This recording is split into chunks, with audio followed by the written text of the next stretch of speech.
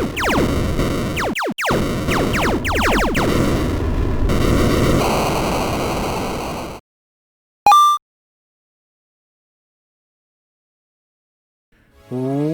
going on, everybody? Average Arcader here, and it's time for another Average review. Today we're going to be taking a look at the map Payload Medium Rare by Sapphire Studios. Now, I happen to really like Sapphire Studios. They put a lot of time and effort into their maps, and it really shows in this one. Payload Medium Rare is a survival/escort style map. Your goal is to protect whatever payload you have in the different areas until you make it to the end of the level. It's really fun and fast-paced, and I enjoyed playing through it. But I didn't play through it by myself. Today I am joined by Hero Academy. He played through the map with me, and he also agreed to help me do this review. So we're going to break the map down into different sections like gameplay, sound, and visuals, and we're going to start off by handing it off to Hero. Okay, Hero, take it over. Hey guys, I'm Hero from Hero Academy Gaming. I'm so happy Average asked me to come and play this map with him and to do a review on it. It was a fun map and I had a great time playing it with him. So if you want to watch us play every level on every difficulty with all the different loadouts, be sure to head over to my channel and watch the live stream of it. It's up now, but yeah, anyways guys, without any further ado, let's jump right into it. The first category to cover is visuals.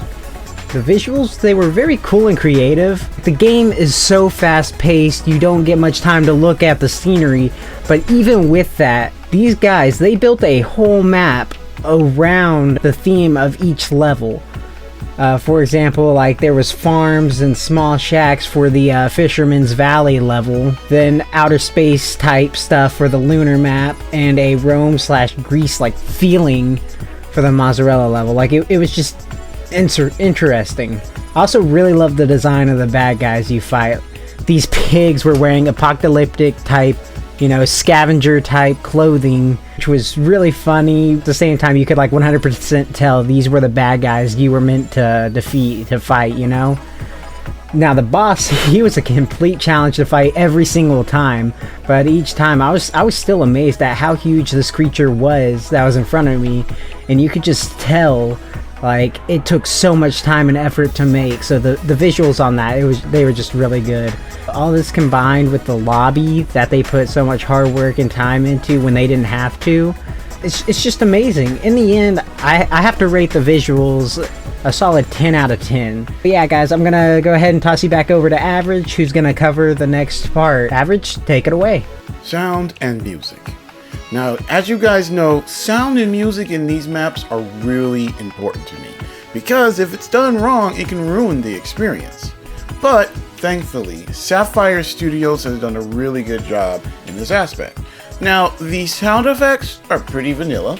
For the most part, all the sound effects you hear are in the vanilla game, except for a few I feel are newer, coming from some of the enemies, but for the most part, the sound effects are pretty basic, which is not bad. The vanilla sound effects for most Minecraft is pretty good and done well, but where they shine here is the music. Now, as Hero said earlier, each area is unique, with a nice theme to it that you kind of pick up on when you're playing through it. You pick up on it even more so because of the music that is in each area. Fisherman's Alley's music is different than the mozzarella level's music. So it's very, very, very nice to listen to it because it gets you in the groove of your fight, but at the same time gives you atmosphere about where you're out. Here is some samples of the music.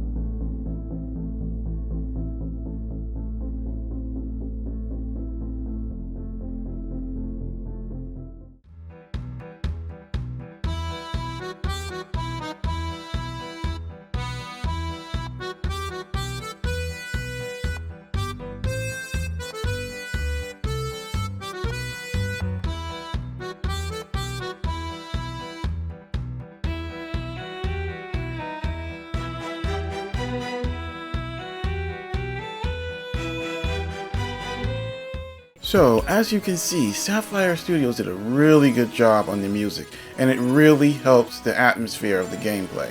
But speaking of gameplay, I'm gonna pass it back to Hero. Alright guys, next up we have gameplay. This one's a bit complicated, and I had like an internal battle with myself about what to say about this one. Just because there's so many good things I enjoyed. When you step inside the radius of the card or whatever you're transferring map, it starts moving. Either until you step outside of it, something steps in its way or blocks it, or one of the bad guys steps inside the radius, and then it would make the cart stop. This mechanic was really cool. However, the mobs mechanics, they were just so basic. It was basically a hoglin but the size of a pig, and a pillager that shoots a crossbow for most of the time. Now, don't get me wrong, that doesn't change the fact that it was still very fun seeing a new texture and fighting them. But the biggest thing for me, however, was once they lock on, they don't really change target.